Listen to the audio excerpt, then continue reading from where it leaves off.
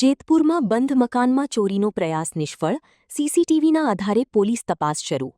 જેતપુરના જીઠુડી road પર આવેલા શુકુન 2 વિસ્તારમાં બંધ મકાનમાં તસ્કરોએ ચોરીનો પ્રયાસ કર્યો હોવાની ઘટના સામે આવી છે.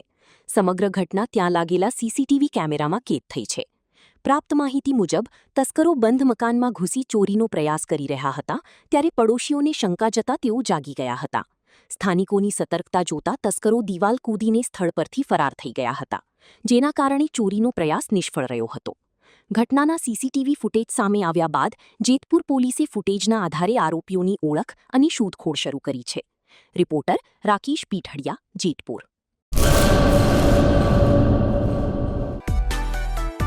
માં motor driving, safe and sure driving.